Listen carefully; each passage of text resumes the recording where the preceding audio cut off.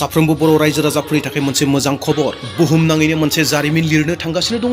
बे गोदान जारिमिन सुजुनो थांनायाव 23 खन जिल्लानि सुबुंफोरा दङ आरो 81था समस्तिनि सुबुंफोरा दङ, जेराव 10,000 मोसागिरिफोरा मोसानो थांगासिनो दङ, जेराव मेगा वर्ल्ड रेकर्ड खालामनो थांगासिनो दङ बागुरुम्बा मोसानायनि गेजेरजों। मोसाखावरिफोरानो 10,000, नाथाय बिनि आन्दोआव जायफोरा मावख्रुबगासिनो दङ बे खामानिखौ जाफुंसार होनायाव गोबां दैदेनगिरिफोरनि मावख्रुबनाय दङ। बेनिखाय 10,000नि गोबां होननानै जोङो बुंनो हायो। आरो जि जारिमिनाव गोदान मोनसे रेकर्ड खालामनो थांगासिनो दङ बे जाहैबाय 17 जानुवारि 2026, डेट मिन्स गाबोननि सानाव। आरो बे हाबाफारिया जागोन आसाम गुवाहाटीनि सिङाव थानाय सरुसजाय स्पर्ट कमप्लेक्सनि सिङाव।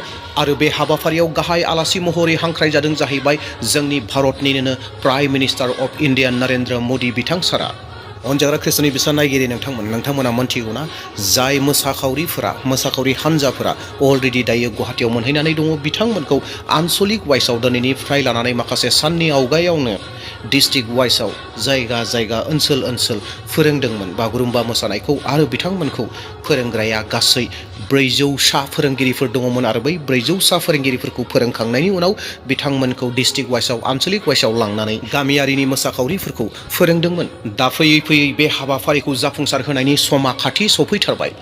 2026नि जानुवारि 17, डेट मिन्स गाबोननि सान सुनिबार, बे सुनिबारावनो बे वर्ल्ड रेकर्डखौ दाफुंगोन। बे हाबाफारिया जेन मोजाङै जानानै थांथों, मोजां बोथोर जाथों, मोजां थासारिया थाथों, बेनि थाखाय अनजाग्रा नायगिरिफोर दिनै आङो बे भिडिअनि गेजेरजों मोनसे बे फारिलाइनि थाखाय आर'ज खालामनो हास्थायदों आरो बेजों लोगोसेनो खावलायनो हास्थायदों साफ्रोमबो बर' ख्रिस्टियानफोरा बे फारिलाइनि थाखाय आर'ज खालामदो जेन बे फारिलाइया मोजाङै जाफुंसारो आरो जों साफ्रोम बर'फोरा बुहुमनि गेजेराव मोनसे गोदान जारिमिन आरो रेकर्डखौ दानो हायो। मानोना मोनफ्रोमबो मोजां खामानि मावनो थांनायाव आफा इसोरनि सहाय नांगोन, आफा इसोरनि दैदेननाय नांगोन। दा बेयावहाय साफ्रोमबो बर' ख्रिस्टियान नोंथांमोन आर'जआव थागोन, मानोना गोथां इसोरनि दैदेननाया गैयाब्ला जाफुंसारनाया गोब्राब जागोन। बेनिखायनो आर'जआव बयबो थादो। दिनै आंबो बे भिडिअनि गेजेरजोंनो आर'ज खालामनो हास्थायदों।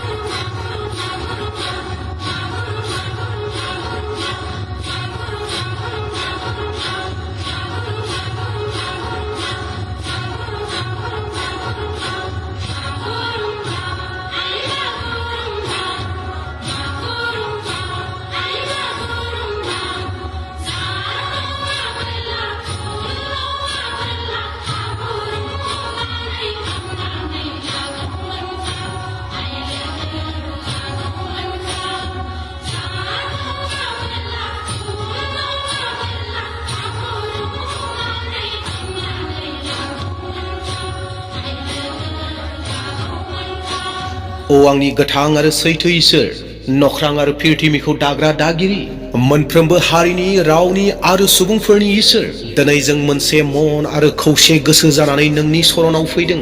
ओ आंनि फोरबो जिसु ख्रिस्ट', नोंनो सान्ति एबा गोजोननायनि राजखुंगुर, नोंनो मोनफ्रोम मोजां खामानिनि जागायजेननाय आरो जोबनाया। दिनै नोंनि गोथार मुंखौ जों गोजौआव दैखोयो आरो बे गेदेर हारिमुनि खामानिखौ नोंनियाव गथायो। ओ आफा इसोर, गिबियावनो जों नोंखौ हामबाय होनो। नों इसोरखौ हामबाय होननायनि जाहोना बेनोदि नों जे बर' रायजो राजाफोरनो मोनसे बेसेन गोसा हारिमुखौ होबाय, बेनिखायनो जों नोंखौ हामबाय होयो इसोर। आरो दिनै जोङो बे बागुरुम्बा मोसानायनि गेजेरजों जोंनि हारिखौ बुहुमाव दिन्थिनो हादों, सिनायथि होनो हादों। आरोबाव जों नोंखौ साबायखर बावो इसोर। नोङो 10,000 मोसाखावरिफोरखौ खौसेयै मोनसे थांखिनि थाखाय मोनसे जौसाङाव खौसेयै लानानै फैबाय। नोंनि गोथार बोसोन गितफोरनि 127 नाम्बारनि 1 सिरिया ओरैहाय बुङो, फोरबोआनो न'खौ लुवाब्ला न' लुग्राफोरनि मावनाया नंबां जाबां। बेनिखायनो इसोर, जों गनायोदि नोंनि अनगायै बे हाबाफारिया जाफुंनाय नङा। ओ इसोर, सुनिबार 17 जानुवारि 2026नि बे सानखौ आबुङै नोंनि आखायाव गथायो। बै थावनिखौ, बै जौसांखौ, बै समखौ आरो बै थासारिखौ नोंनि गोथार आखायाव गथायो।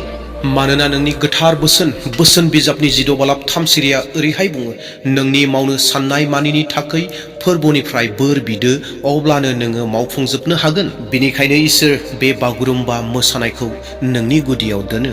जेन गासैबो मोजाङै जाफुंसारलाङो। अ अनसुला इसोर, जों बै 10,000 मोसागिरिफोरनि थाखाय आरज गाबो जायफोरा बे जारिमिनारि हाबाफारियाव बाहागो लादों। इसोर बिसोरनि मोदोमाव बोलो हो। अ इसोर बिसोरनि गोसोआव गोजोननायखौ हो।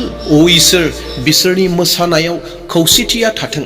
बिसोरनि आथिं थाबायनायाव, बिसोरनि आखाइ दैखोनायाव, मोदोमखौ सिमावनायाव, मोनफ्रोमबो मोसानाय स्टेपआव बिसोरनि गेजेराव खौसेथिया थाथों। अ इसोर बागुरुम्बा मेथाइ आरो मोसागिरिनि गेजेराव खौसेथि ताल मेला थाबाय थाथों। अ इसोर जेबो जाब्रबथाय जाथायफोरा दाजाथों। अ इसोर मोसागिरिफोरनियाव लोरबांथिफोरा दाफैथों। बिसोरनि गेजेराव गिनायफोरा दा थाथों। जेरावबो आखा फाखा बोलोगोरा जानानै खामानिखौ मावफुंथों। अ इसोर साफ्रोमबो मोसागिरिफोरनो बोलो हो, गोहो हो आरो मोनसे रंजानाय गोसोखो हो। अ इसोर बे गासै हाबाफारिखौ नोंनि गोथार आखाइनि गेजेरजों बेंनानै लादो। जेराव मोसाखावरिफोरा थागोन बै जौसांखौ नोङो बेंनानै लादो। नायगिरिफोरनि गेजेराव नों थादो। बै फिल्डआव नों थादो, लामाफोराव नों थादो आरो दावबायारिफोरनि गेजेरावबो नों थादो। बयखौबो नोंनि नोजोराव दोनदो आरो नोंनि मोजां गोथार रैखाथिखौ बयनिबो सायाव दोनदो। अ इसोर नोङो नोंनि आरफोरनो बिथोन होदो जेन बैफोर थावनिफोराव जायगाफोराव थाफैयो, नेफैयो। अ सोरजिगिरि इसोर, मिथिंगानि राजाया नोंनो। जों बिनिखायनो नोंनियाव आरज गाबोदि बै सानखालि बोथोरा गोबां गुदुंबो दाजाथों, अखाबो दाफैथों, बारहुंखाफोरबो दाफैथों, गोबां गुसुबो दाजाथों, मिथिंगानि जेबो हेंथाफोरानो दाजाथों। नाथायब्ला बै सानखालि निजोम बोथोर, निजोम सम जाथों। बेनिखायनो अ फोरबो, बै सानखालि गासै मिथिंगानि दावराव दावसिफोरखौ नोङो हमथानानै लाखिदो, हमथानानै दोनदो। अ गोजोननायनि इसोर, बे फारिलाइया खालि मोसानायनिल' फारिलाइ नङा, नाथायब्ला बियो मोनसे खौसेथिनि बोसोन। बर' रायजो राजाफोरनि गेजेराव अनज्लायनाया बांथों, रायजो राजाफोरनि गेजेराव सनमान होलायनाया बांथों, गावजों गाव बिदा फंबाय सानज्लायनाया बांथों, हारिनि गेजेराव गोजोननाया अरायबो थाथों। अ इसोर बे फारिलाइनि गेजेरजों बयनिबो गोसोफोरा खौसेथि जाथों। अ इसोर बे हाबाफारिनि गेजेरजों भारत हादराव आरो गासै बुहुमावनो बर'नि हारिमुवा सिनायथि मोनजाथों। अ इसोर बे फारिलाइखौ बेबायदि समायना खालाम जेन मानसिफ्रा बुंनो गोनां जायो बे खालि मोसानायल' नङा, बे जाबाय बयनिबो थाखायबो मोनसे मेसेज, गोजोन, सान्थि आरो खौसेथि आरो समायनायनि। अ फोरबो, जों नोंनियाव आरज गाबोदि जायफोरा बे हाबाफारिखौ मावगासिनो दङ एबा दैदेनगासिनो दङ बिथांमोननि थाखाय, राजखान्थि दैदेनगिरिफोर आरो प्रशासननि थाखाय, जेन नोङो बे हाबाफारिखौ दैदेननो थाखाय बिसोरनो मोजां गियानखौ होयो आरो गासै हाबाफारिफोरा गोजोन सान्थियै जानानै थाङो। अ इसोर, जों फोथायोदि जाफुंसारनायखौ नोंनो होयो, नोंनो लामाफोरखौ दिन्थियो आरो नोंनो हारिफोरखौ आशीर्बाद होयो। जों बे गासै हाबाफारिनो नोंनि गोथार मुङै बोर सारस्रि हरो जेन बे गासै हाबाफारिफोरा नोंनि दैदेननायाव नोंनि आशीर्बादजों मोजाङै जाफुंजोबथोंसै। जानो गोनां बे गोथार हाबाफारिया नोंनि दैदेननायावनो जाथोंसै, नोंनि बोरजोंनो जाफुंसारथोंसै। आमेन।